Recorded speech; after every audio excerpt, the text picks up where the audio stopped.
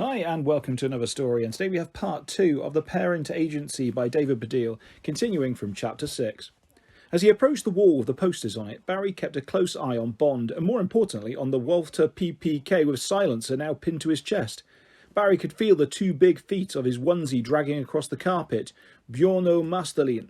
It was the only familiar feeling about this whole thing.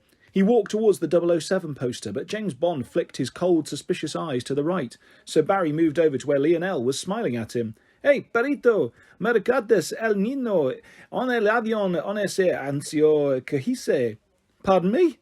He says you remind him of the little boy on the aeroplane in that advert he did, said James Bond. You remember, the one with the basketball guy and the ice cream and stuff. God, Lionel, why did you do that? It's not like you don't earn £1 million a minute, as it is. Este selizo. I am not jealous. I do my work for the love of my country and the ladies, of course. Hello, said Barry. I think you wanted to talk to me? Si, said Lionel. Oh, speak English for crying out loud, Messi. You've played against John Terry. You must have at least learnt some swear words. Culo. That's not a swear. Barry looked at Lionel, who tutted, but then looked back at him and said in a strong accent, Barry, would you mind please to stand in between me and the guy dressed like a waiter? I am not dressed like a waiter. What waiter has a gun? Barry shuffled across. Here? Yes. Nearly. Just a bit to the left, said Lionel. Barry shuffled a bit more. Now he was precisely in between the two posters. Yes, good. Esplendido. Now shut your eyes and say the thing again. What thing? Said Barry. He dug his hands into his pockets. The onesie had quite deep ones, which was something he always did when asked a question he wasn't sure how to answer.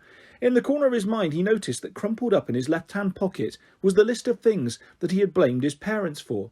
You know the thing. What is it? It's hard for me in English, so remind me. 000 3.5?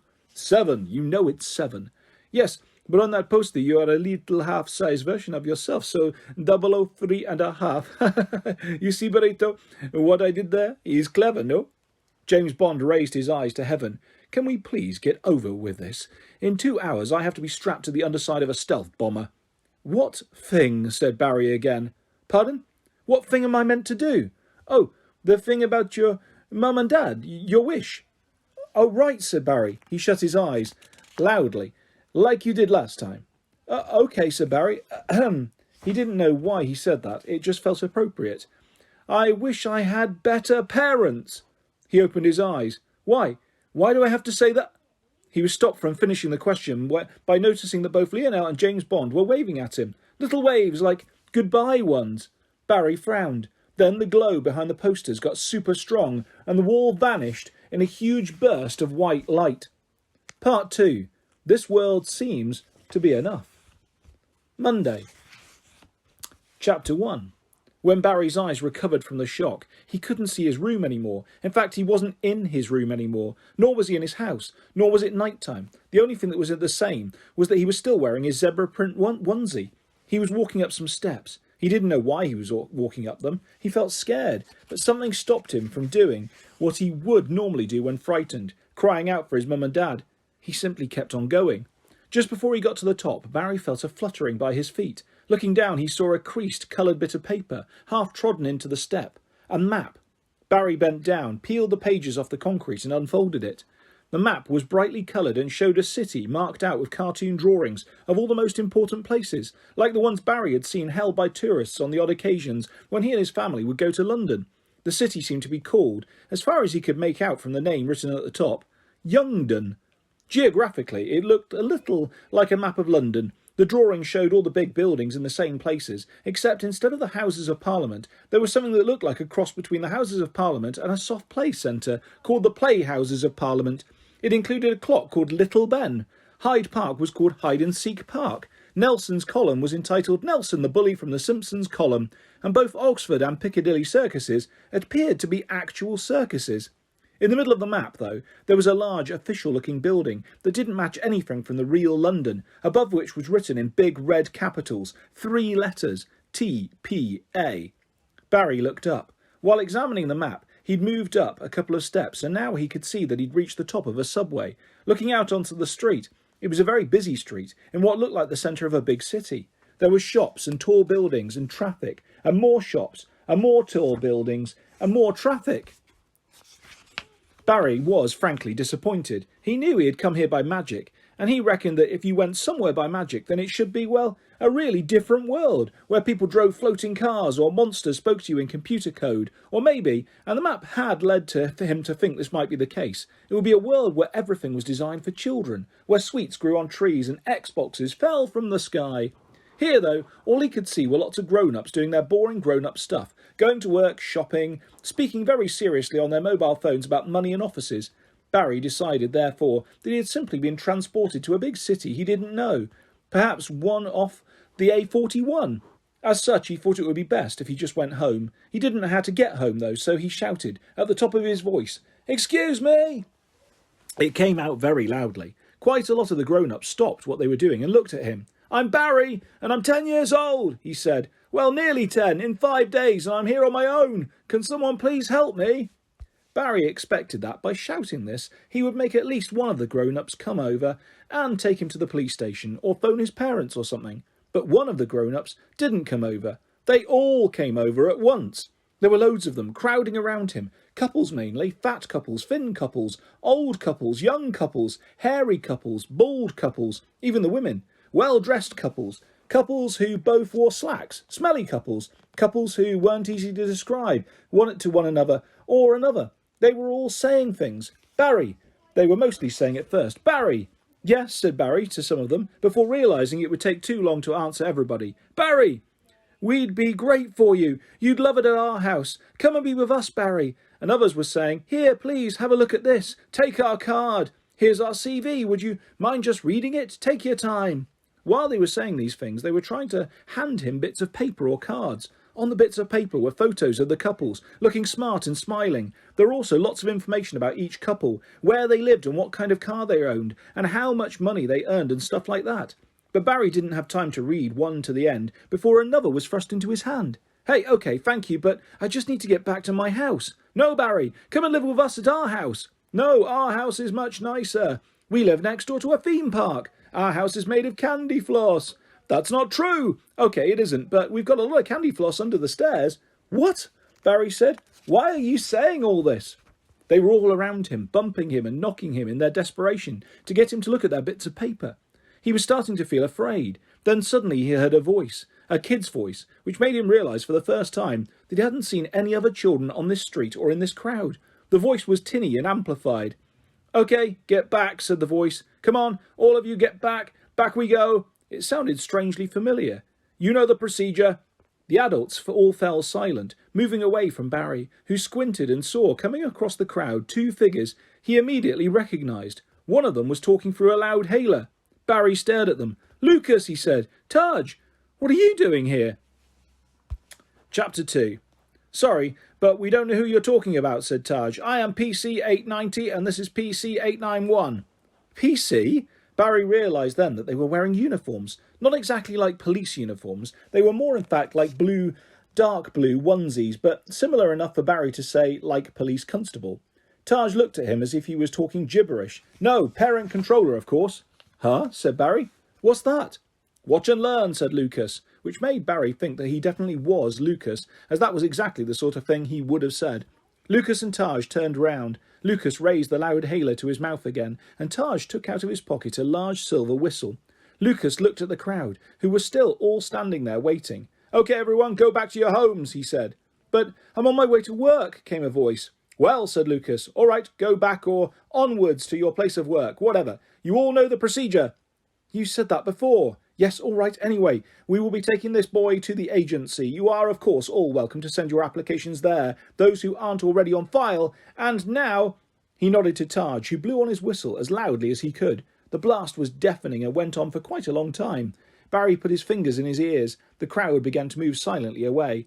Well, Barry thought it was silently, as he had his fingers in his ears. It was hard to tell, so he took his fingers out. In fact, the grown-ups were all murmuring. "I'll get our updated file sent in straight away. He'd be perfect for us. Stupid PCs, always turning up from nowhere." When they'd finally all gone, Barry turned to Taj and Lucas. "Do you really not know that your names are Taj and Lucas?" he said. "PC-890, said Taj. "PC-891, said Lucas. "And now, if you don't mind—" He paused, doing a questioning face. Barry knew what the question was, although it made no sense that Lucas, his best friend, or his best friend sometimes, was asking it. Barry, said Barry. Really? It's really Barry? Yes, of course it is. You know that. And you're really about to be 10 in 5 days? Yes, said Barry. You know that too. Lucas turned to Taj and shook his head as if they couldn't understand what Barry was talking about. Taj frowned and looked concerned. About what? Barry had no idea. OK, Barry, said Taj, would you please, follow us? They took the tube from a station called Green Bogey Park. Barry sat in between PC-890 and PC-891. Every so often he would notice a grown-up in the seat opposite looking over at him meaningfully. One mouthed at him something that looked like, "Pocket money. We're talking 3 figures." Another, as she was getting off, tried to slip him a card, but PC-890, Taj, flicked her away. They got off at another station called Ha Ha Ha. This station is called Waterloo. The name took up the entire wall along the platform. When they came out, standing in front of them was a large, important-looking building, like the ones Barry had seen on a school trip to Downing Street once. They hadn't gone into Downing Street, just looked at it through the gates, while Mr. Podmore, their form teacher, had read something out from the internet about it. Around the building were a lot more grown-ups, some of them just standing there, others sitting by tents or lying in sleeping bags. They looked up expectantly when they saw Barry. Lucas got his loud hailer back out. "Move away, please!" The grown-ups looked disappointed, shuffling backwards to let them through. The 3 boys walked up to the door, which was large and black, and on which was written in big brass capitals, T.P.A. Barry stepped back and looked again at the building. It looked exactly like the drawing at the centre of the map of Youngdon he had found on the subway steps, except of course much bigger. Lucas knocked on the door. It was opened by a girl in an orange onesie with dog ears. "Hello, 890 and 891. Stray, is it?" "Yes." "Through you go." Inside was not a grand hallway, as Barry had imagined, but a very, very busy office, with lots of people working there. By people, I mean children. All the workers seemed to be about Barry's age. He and Lucas and Taj walked through them. They were all wearing orange onesies, although some had cat ears and some bunny ones, as well as the standard dog version that the girl who answered the door had been wearing. Some of them were carrying files. Some were talking. Some were at desks on computers. Others seemed to be having meetings. Barry, Lucas and Taj carried on walking. "Where are we going?" said Barry. "To the head," said Lucas. "That's the proper procedure, when we find a stray." "A stray," said Barry, remembering that the girl at the entrance had used the same word. "Yes," said Lucas. "A stray kid." By now they had reached a big oak door. A plaque on it read, "TPA Head." Lucas knocked. "Come in," said a posh, stern-sounding voice. Chapter 3. Lucas opened the door into another office. It was plush with wood panels and a thick rug. At the other end of the room was a big wooden desk. Behind this desk sat Jake. He was wearing a black onesie with a built-in shirt in tie pattern and no ears. "Ah, 890 and 891. This would be the stray, I believe." His voice sounded nothing like it normally did. He normally said "in it" a lot. Now he sounded posher than someone out of Downton Abbey. "Yes, sir." "Splendid. Thank you, sir." Taj and Lucas started to back out of the door. "Hang on. Where are you going?" said Barry. "Done our job, and besides, we have to be home for tea," said Taj. "Home for tea? With who?" said Barry. Taj looked at him like he was mad. "Our parents, of course." He shut the door. Barry looked over at Jake. "Do sit down," said Jake, gesturing to a chair on the other side of the desk. On the desk was an antique wooden box and some kind of machine with buttons and a microphone. "Your name again is?" "Barry. It's Barry. You know it's Barry." He sat down, feeling by now quite frustrated and cross. "Yes, I should know, but when they told me, I didn't quite believe it. We've never had one called that before, you see." "Right, and I suppose your name isn't Jake?" Jake raised one eyebrow, just like Jake always did, which only made it more infuriating when he said, "I'm just known as the head, I'm afraid." "The head of what?" Jake gave a big sweep of his arm. "This. The parent agency." He opened the antique wooden box. "Sour Haribo?" Barry looked down. Jake, or the head as Barry was indeed starting to think of him, had taken out of the box a pink and green sweet, the type that are circular but also have a point. "Thanks," Barry said, taking it and popping it into his mouth. He very much wanted to know what the parent agency was, but halted for a moment to savour the sourness before it dissolved just to being an ordinary sweet. "Do you really not know how it works here?" said the head. Barry shook his head. "Oh, I see. Sometimes that happens with strays, memory loss, etc. No, I haven't lost my memory. I come from another place, a place that you're in. I am? Yes. Well, you're just my friend at school. You don't work in an office or anything, and grown-ups have children, and they live with them. They don't do whatever it is they were doing here. Barry struggled to remember their numbers. PCs 890 and 891 found me. Well, never mind, said the head, in a way that suggested that Barry was, of course, deluded, but there was no point in trying to tell him that. It reminded Barry of how his dad was sometimes with his grandpa, who had an old person's disease, which meant he couldn't remember anything. The way things are in this place, which is the real place everybody lives in, is that grown-ups don't, and here he did an inverted commas mime, have children. Whatever that means. Here, children, choose their parents. Choose? Yes, of course. A childhood is far too important to just randomly let grown-ups. He did the mime again. Have children? No. What we do here is work with children who have yet to choose their parents, like yourself. You're 9, yes? Barry bristled at this. Nearly 10, in 5 days. The head's eyebrow went up. It actually went up even further than it usually did, the top disappearing somewhere under his hairline. Oh my God, he said, instantly hitting a button on the machine in front of him and bending his face down to the microphone. Secretaries, we have a code yellow, orange, green, blue and red. Barry sat up in his chair. He'd begun, while listening to the head, to like the sound of this world, but he didn't like the sound of that, and he liked even less the sight coming through the door of the office of the sisterly entity. Chapter 4. Barry was about to refuse to even look at TSE, and certainly not listen to them, but it very quickly became clear that in this world, even the sisterly entity were not quite the same as they were in his world. To begin with, like everyone who worked at the parent agency, they were wearing onesies, which they would never have done at home, plus their hair had gone weird. It had been combed up, a bit like their granny's hair used to be in a black and white photo, and usually they were looking at him. Barry, not like they were about to make fun of him or tell on him to Mum and Dad, but as if he was really, really important. One reason Barry felt this was because it was actually quite hard for them to look at him. They had come in sideways, carrying a large silver tray, but were still turning their heads as far as they could towards him and smiling politely. On the tray were 5 very large egg timers.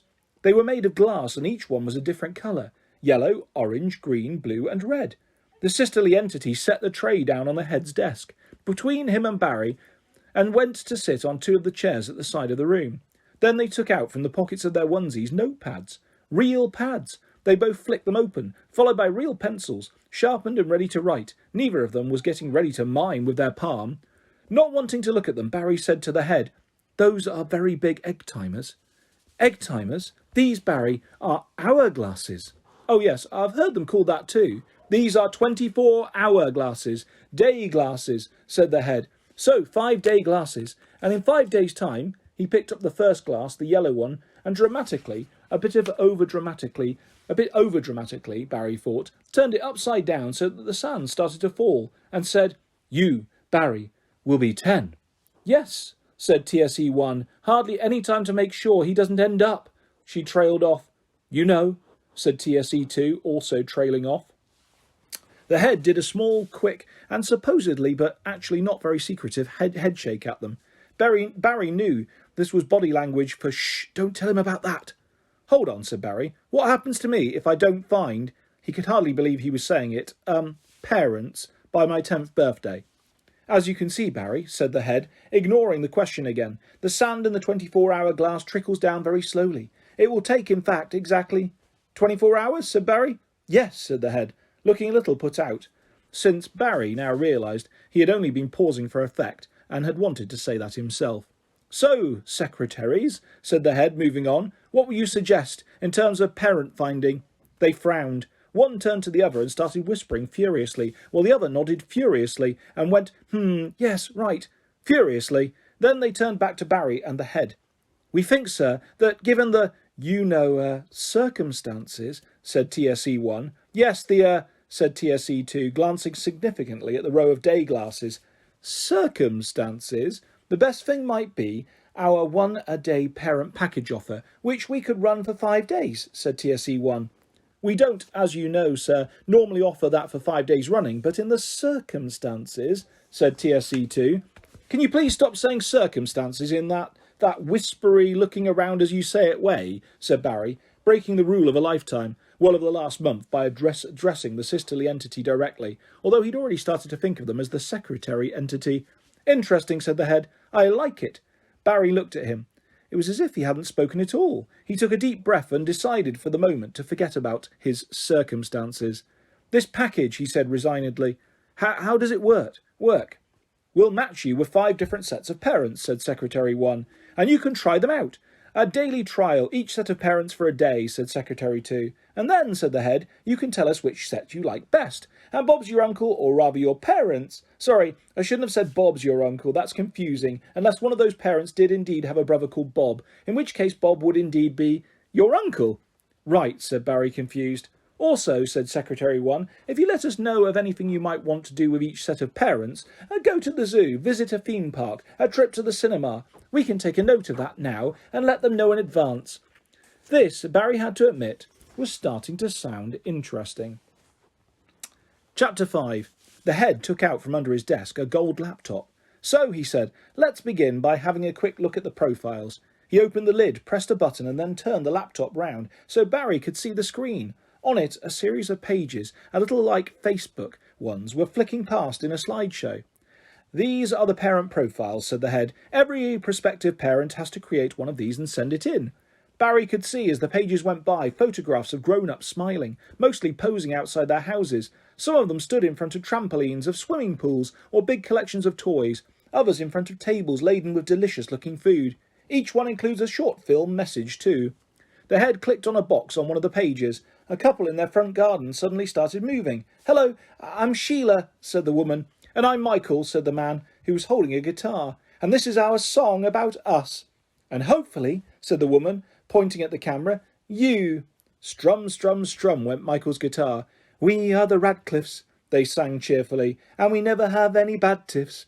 We like to go to parks and zoos, and our house. At this point they turned and gestured towards their front door. Has 7 loos. The head clicked pause. I don't like them much, said Barry. No, said the head, doing, by his standards, quite a small eyebrow raise. They seem a bit weird, but you get the general idea. The slideshow carried on, each new page showing a new set of parents with their photos. Then a page came up on which the photo of the parents was really blurry. Barry couldn't make out what these two looked like at all, although there was something familiar about them. But he didn't have much time to think about it as the head turned the laptop away from him. So, said the head, that's just a few of the couples on our books. There's many more. And, said Secretary 1, as we said, if you let us know what you might want to do with each set of parents, we can inform them of your preferences. Oh, right, said Barry. This being a question that he didn't quite know the answer to, he dug his hands in the pockets of his onesie and felt in the left-hand one a piece of crumpled paper. He took it out and unfolded it. It was the list of things that he blamed his parents for. For a second, just seeing this familiar object made him feel homesick, but he put this feeling out of his mind quickly and looked at the list. It had suddenly become really useful. The last item, number 10, the one about his parents never making his birthday any good, gave him an idea. Well, it's my birthday in 5 days' time, he said. I was going to have a party. Maybe each set of parents could organise a party. The secretary entity looked at each other, then at the head. You want to have 5 parties, he said. Barry nodded. The head thought for a second, then shrugged and nodded back at the secretary entity. On their pads, the secretary entity started writing down a word. It seemed to be the same word, beginning with G. Barry frowned. G, he saw. R-E-E-D. And what looked like the start of a Y when the head spoke again. So, Barry, perhaps if you could tell us what kind of parents you'd like to have, then we can begin. The secretary entity turned a leaf together and looked up at Barry expectantly. Said Barry. Shoot, said the head. Shoot what, said Barry. Say what sort of parents you'd like, in an ideal world, which this is. Barry looked back down at his list. The first thing that caught his eye was number 9, the one he had always felt most guilty about, being poor. He realised with a rush that this was a big problem, perhaps the biggest with his parents. He looked up and saw the secretary entity, with their pencils poised over their pads. Rich, he said. I'd like to have rich parents. Write that down, Secretary 2, said Secretary 1. I'm writing it down, Secretary 1, said Secretary 2. And that is where we will leave part 2 of The Parent Agency by David Baddiel. I'll be back soon with the next part of this fantastic story, and lots more stories and videos coming your way very soon. If you'd like to subscribe or hit a like, that's always appreciated. Thanks for listening, guys. Take care. Bye-bye.